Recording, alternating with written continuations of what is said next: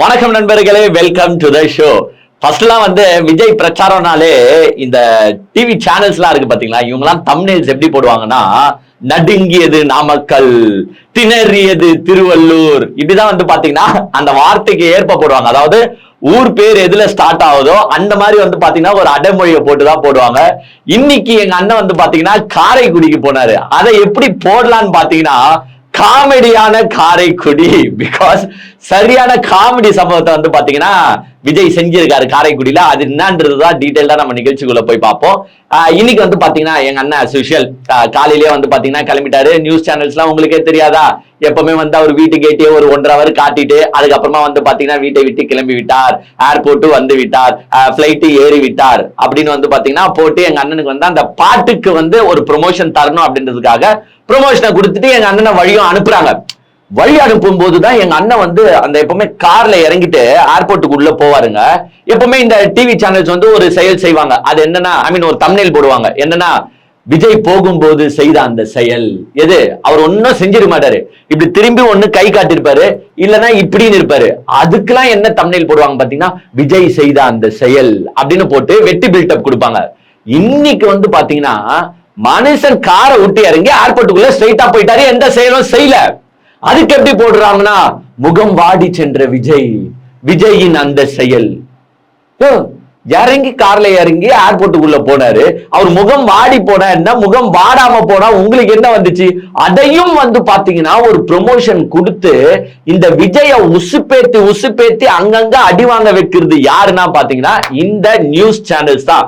அதாவது வடிவேலு காமெடி வரும் பாருங்க, இன்னுமாடா இந்த ஊர் உலகம் நம்மள நம்பிட்டு இருக்கு, அந்த மாதிரிதான் பாத்தீங்கன்னா விஜய ஷாக் ஆவராப்ல நியூஸ் சேனல்ஸ பார்த்து, டேய் இன்னுமாடா என்ன உசுப்பேத்தி என்ன ரணகலம் ஆக்காம விட மாட்டீங்க போலியடா அப்படின்னு பாத்தீங்கன்னா விஜய் அவரே சொல்லிக்கலாம். அந்த அளவுக்கு வாங்கின காசுக்கு மேல கூவுறாங்க இந்த நியூஸ் சேனல்ஸ். சரிங்க, எங்க அண்ணன் ஏறிட்டாரு.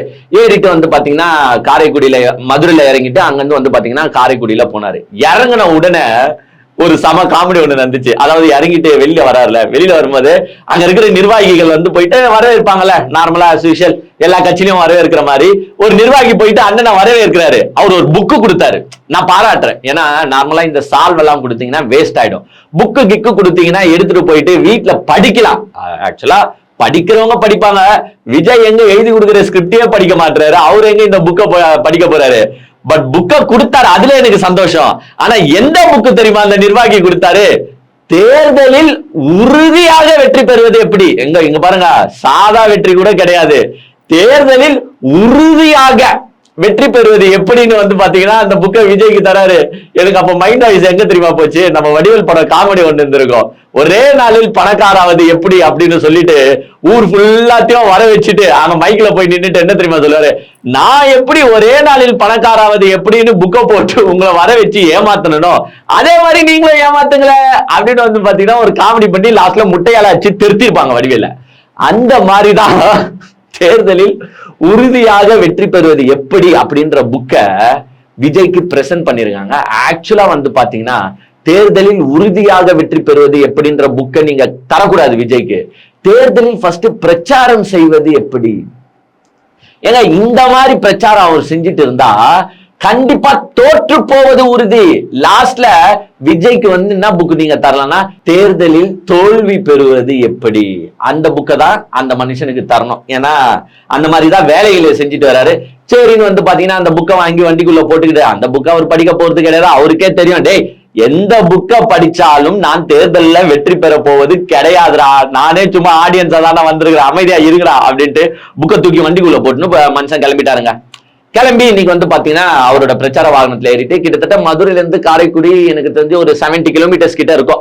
சரின்ட்டு பாத்தீங்கன்னா அதுல அந்த பயணம் மேற்கொள்றாரு. அப்போ பாத்தீங்கன்னா as usual ஒரு நார்மலா பாத்தீங்கன்னா இந்த ஒரு புது பில்டிங் கட்டுறவங்க இல்ல புது கடை ஓபனிங் பண்றவங்க என்ன பண்ணுவாங்கன்னா அந்த ரிப்பனை கட் பண்ணிட்டு ஓபன் பண்ணுவாங்க. எங்க விஜய் பிரச்சாரத்தை ஸ்டார்ட் பண்றாருனாலே எப்படி ஸ்டார்ட் பண்ணுவாருன்னு பாத்தீங்கன்னா ஒரு ஆக்சிடென்ட்டோட ஸ்டார்ட் பண்ணுவாரு.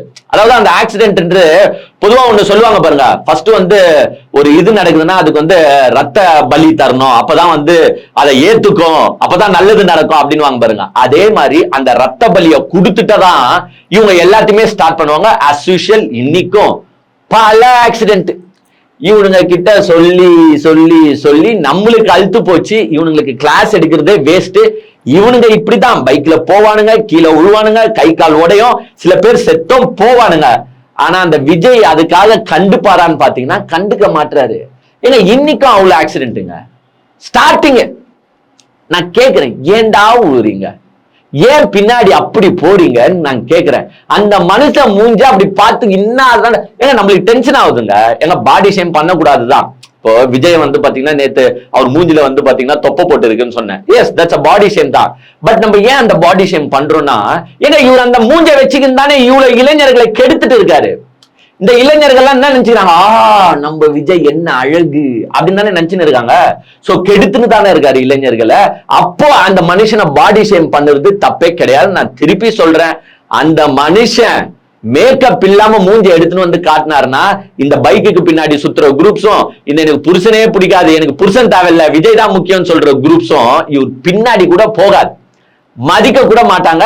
சோ இன்னைக்கும் வந்து பாத்தீங்கன்னா பிரச்சாரத்தை ஒரு ஆக்சிடென்ட்டோட ஸ்டார்ட் பண்ணிட்டு அப்படியே வண்டியில போகும்போது, எங்க நார்மலா என்ன சொல்லுவாங்கன்னா, நம்மளே பெரியவங்க என்ன சொல்லுவாங்கன்னா, நம்ம திடீர்னு ஒரு நாய் வருதுன்னா அந்த நாயை எட்டி ஒதிப்பாங்க. நார்மலா இப்படி ஹே சி போ அப்படின்னு எட்டி ஒதிப்பாங்க. உடனே என்ன தெரியுமா சொல்லுவாங்க, ஏய் என்னடா நாயை காலால எட்டி ஓடிக்கிற, உனக்கு அறிவு இல்ல அப்படின்னு நம்மள திட்டுவாங்க. எது, நாயை காலால எட்டி வச்சாலே திட்டுவாங்க.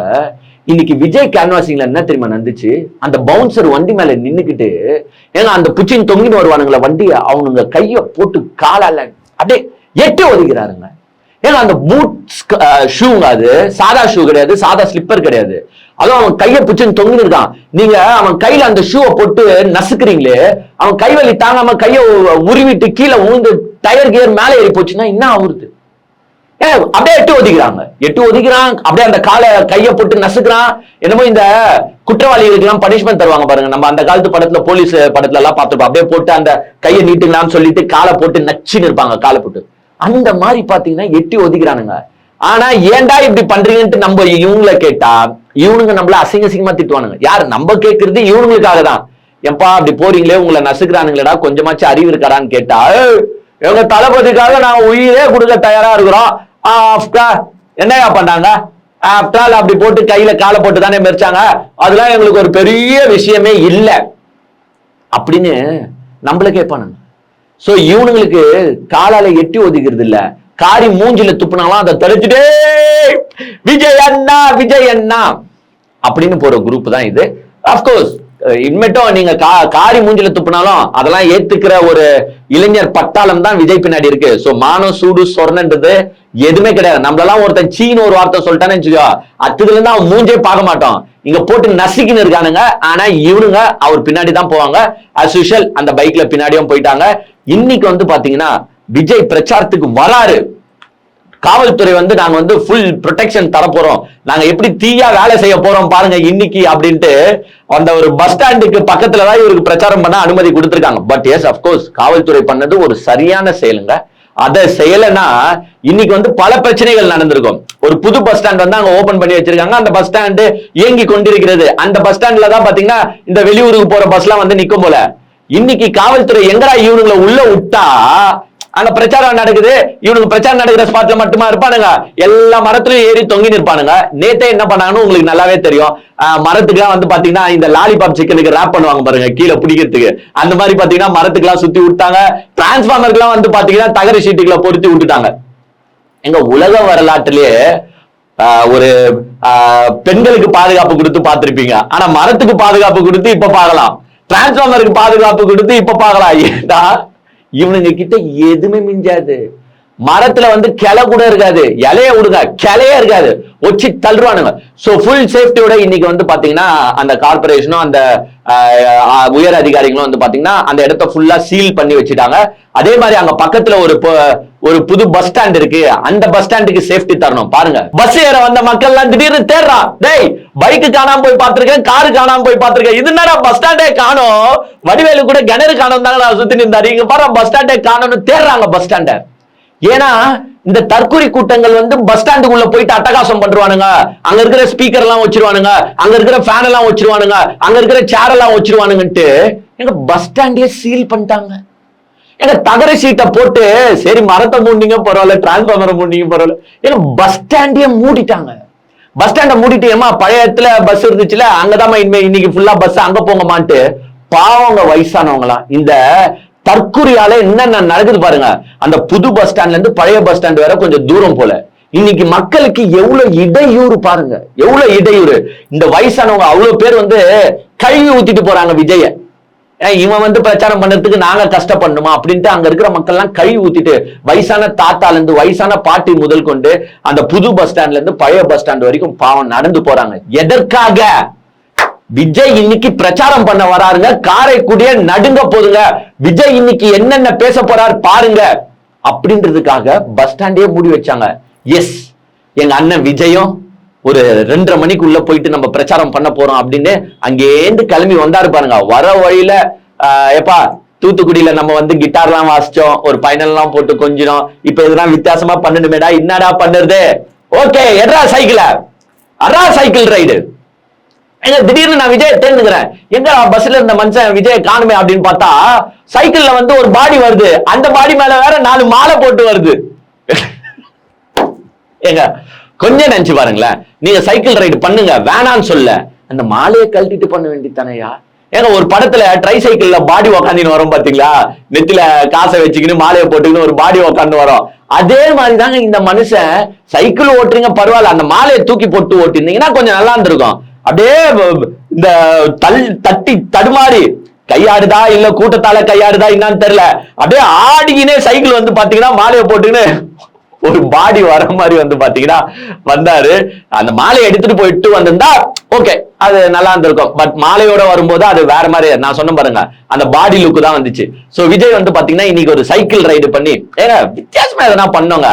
விஜய் எப்படி ஒரு படத்துக்கு வித்தியாசமா எதனா டெலிவரி பண்ணோன்ட்டு சேமே டெலிவரி பண்ணுவாரோ, சேம் கதையை எப்படி டெலிவரி பண்ணுவாரோ அதே மாதிரி நான் பாடுறா வித்தியாசமா பண்றேன் அப்படின்ட்டு இன்னைக்கு பாத்தீங்கன்னா வித்தியாசமான கான்செப்டா இந்த சைக்கிள் ரைடை எடுத்துக்கிட்டு அப்படியே பாத்தீங்கன்னா சைக்கிள் ஓட்டிக்கிட்டு வந்துட்டாரு. அங்க சில தள்ளு முள்ளு உழுறானுங்க. ஏங்க காருக்குள்ள இருக்கிற மனுஷனே இவனுக்கு விட மாட்டானுங்க, ஜாம்பி கூட்டம் தாவானுங்க. விஜய் சைக்கிள்ல வராருன்னா கொஞ்சம் நினைச்சு பாருங்களேன், இவனுங்க எல்லாம் சும்மா இருப்பானுங்க.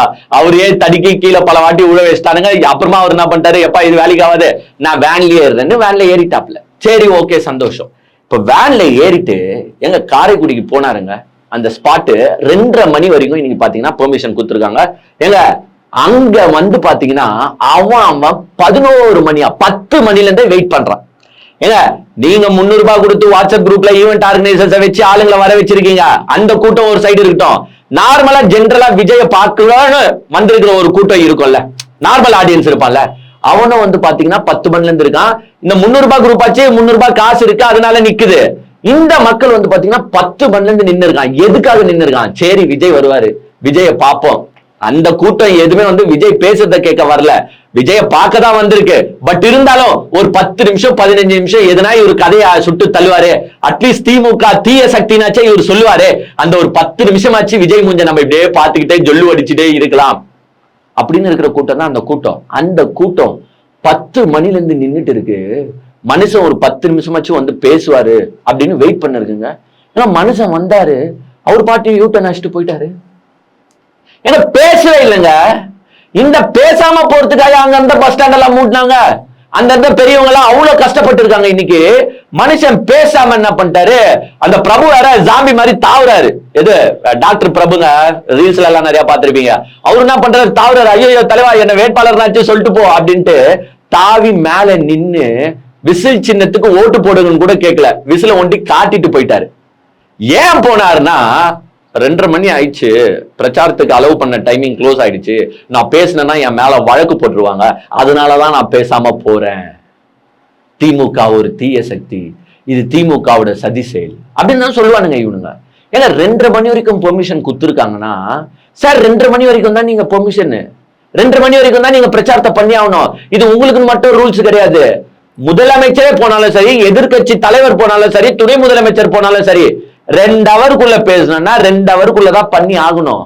அதுக்கு மேல போனா ஒன்னும் பண்ண போறது கிடையாது. ஒரு வழக்கு தானே போட போறாங்க. ஏன் வழக்கு வாங்க வேண்டியது தானே? ஏன்னா உங்களுக்காக 4 ஹவர் வெயிட் பண்ணுறாங்க. அங்க நாய் மாதிரி வெயில்ல நின்னுக்கிட்டு 4 ஹவர் வெயிட் பண்றான். 300 ரூபாய் காசு கொடுத்துட்டு அவ்வளவு பேரை வெயிட் பண்ண வச்சுட்டு இருக்கீங்க. நீங்க அங்க போயிட்டு ஒரு வழக்கு வாங்க வேண்டித்தானே. 2:30 மணிக்கு மேல நீங்க நின்னு 10 நிமிஷம் பேசினா என்ன பண்ற போறாங்க? மேக்சிமம் ஒரு வழக்கு போட போறாங்க. ஒரு கட்சி தலைவனா, ஒரு வருங்காலத்து முதலமைச்சரா அந்த மக்களுக்காக, உங்களுக்காக நிக்கிற மக்களுக்காக ஒரு வழக்கு வாங்க முடியாதா மிஸ்டர் விஜய் சார்? ஏங்க நான் கேட்கிறேன், சரி வழக்கு வாங்க கூடாதுன்னா நீங்க என்ன பண்ணிருக்கணும்? ஏங்க 2:30 மணிக்கு உள்ள வந்திருக்கணும்ல, 2 மணிக்கெல்லாம் ஸ்பாட்டுக்கு வந்திருக்கணும்ல. உங்களை சைக்கிள் எடுத்துக்கிட்டு தட்டி திணறி பொறுமையா உங்களால வர முடியும். டைமுக்கு வரணும்ட்டு ஏன் உங்களுக்கு தோணல? ஏங்க நீங்க சைக்கிள் ஓட்டாம இருந்தா ஃபாஸ்டா வந்திருக்கலாம்ல. ஏங்க நீங்களே சொல்லுங்க, ஃபாஸ்டா வந்திருக்கலாம்ல. ஒரு அரசியல் கட்சி தலைவர்கள் எல்லாமே ப்ரீ பிளான் பண்ணுவாங்க. ஏய் இத்தனை மணிக்குள்ள நம்ம போனோம்டா, அதனால ஃபாஸ்டா போனோம்டா, பிரச்சாரம் இல்லைன்னா அனுமதிக்க மாட்டாங்கடா, ரத்து பண்ணிடுவாங்கடா, வா நம்ம ஃபாஸ்டா போலான்ட்டு ஃபாஸ்டா போவாங்க. எதுக்கு போவாங்கன்னா மக்கள் கிட்ட பேச. ஏண்டா நம்ம சொல்ற கருத்தை கேட்கறதுக்கு அங்க வெயிட் பண்ணுகிறான்னு. ஆனா விஜய்க்கே நல்லா தெரியும், டேய் நம்ம பேசுறத கேட்கறதுக்காயா மக்கள் அங்க வெயிட் பண்றா? என் மூஞ்ச பாக்குறதுக்கு தானே வெயிட் பண்றான். வா சும்மா ஒரு 5 நிமிஷம் இதோ பாத்துக்கோங்க என் மூஞ்சி, இது ரைட் சைட் சிக்ஸ், இதோ பாத்துக்கோங்க என் மூஞ்சி, இது லெஃப்ட் சைட் சிக்ஸ், இதோ பாத்துக்கோங்க என் மூஞ்சி, இது ஃப்ரண்ட் சைட் ஃபேஸ், இதோ பாத்துக்கோங்க என் தலைமுடி, இதோ பாத்துக்கோங்க என் கை அப்படின்ட்டு போயிட்டாப்ல. ஒரே யூட்டர்னு க்ளோஸ். கேட்டா இப்ப பழி என்ன தெரியுமா சொல்லுவாங்க? ஏங்க இவர் இப்ப 2:30 மணிக்கு மேல நான் பிரச்சாரம் பண்ண கூடாது அதனால தான் பேசலன்னு. ஆனா ஆக்சுவலா பாத்தீங்கன்னா தலைவன் கிட்ட கண்டென்ட் கிடையாது. காலைல இருந்து எழுதி வைக்கல போல, என்ன பேசுறதுன்னு தெரியல. அதனால மனுஷன் யூட்டன் அடிச்சுட்டு அவர் பாட்டுன்னு போயிட்டாரு. இதுதான் ஒரு கட்சி தலைவனுக்கு அழகான்னு நான் கேட்கிறேன். ஏங்க வரும்போது சைக்கிள் ரைடிங் எல்லாம் பண்ணல, கொஞ்சம் ஃபாஸ்டா காரை மூவ் பண்ண வச்சிருந்தீங்கன்னா பேசிட்டு இருக்கலாம். அதுலயும் இன்னைக்கு வேற உங்களுக்கு நல்லாவே தெரியும் என்ன சம்பவம் நடந்துச்சுன்னு. நேத்து நைட்ல இருந்து பாத்தீங்கன்னா ஜனநாயகன் சீனை பிட்டு பிட்டா விட்டு இருந்தாங்க. 20 செகண்ட், 3 நிமிஷம், 5 நிமிஷம். அப்புறமா பாத்தீங்கன்னா மொத்த படமா இறங்கிச்சு. இப்ப இதுக்கும் காரணம் யாருன்னு தெரியுமா சொல்றானுங்க? திமுகன்னு சொல்றானுங்க. ஏங்க விஜய் படத்தை லீக் பண்ணி திமுகக்கு என்ன ஆதாயம் இருக்கு நீங்க கொஞ்சோண்டு சொல்லுங்களேன். இந்த படத்தை லீக் பண்ணிருப்பாங்கன்னா அது 2 பேரால தான் முடியும். ஏன்னா இந்த படத்தை பார்த்திருக்கிறது சிபிஎஃப்சி பார்த்திருக்காங்க. ஒண்ணு அங்கிருந்து வந்திருக்கணும், அப்படி இல்லையா ப்ரொடக்ஷன் டீமே ரிலீஸ் பண்ணிருக்கணும். ப்ரொடக்ஷன் டீம்னா யாரு? மிஸ்டர் விஜய ரிலீஸ் பண்ணிருக்க வாய்ப்பு இருக்கு. ஆஹா நம்ம செல்வாக்கு கொஞ்சம் கம்மியாயினே போதுரா, இந்த ஜனநாயகன் படத்துல இருந்து சில சீன்ஸை வெளியில விட்டாதான் நம்ம இமேஜ் ஏறும் அப்படின்ட்டு ஏன் விஜய ரிலீஸ் பண்ணிருக்க கூடாது? எனக்கு தெரிஞ்சு பாத்தீங்கன்னா விஜய் தான் இந்த படத்தை மோஸ்ட்லி ரிலீஸ் பண்ணிருக்கிறதுக்கான வாய்ப்புகள் அதிகமாக இருக்கு. ஆனா இவனுங்களுக்கு எப்போ பார்த்தாலும் எப்போ கேளு எது கேளு திமுக தான் திமுக தான் திமுக தான் சொல்லுவானுங்க. சோ இந்த ஜனநாயகம் படம் ரிலீஸ் ஆனதுக்கும் காரணம் யாருன்னு பாத்தீங்கன்னா திமுக தான். இன்னைக்கு விஜய் பிரச்சாரம் பண்ணாம போனதுக்கு காரணம் யாருன்னு கேட்டீங்கன்னா திமுக தான். அவன் செக்யூரிட்டி பூத்ஸ் காலால இந்த கட்சிக்காரங்க எல்லாம் எட்டி உதைச்சான் பாருங்க, அதுக்கு காரணம் யாருன்னு கேட்டீங்கன்னா திமுக தான். இன்னைக்கு 4-5 பேர் பைக்ல போகும்போது ஊந்தாம் பாருங்க, அதுக்கு காரணம் யாருன்னு கேட்டீங்கன்னா திமுக தான்.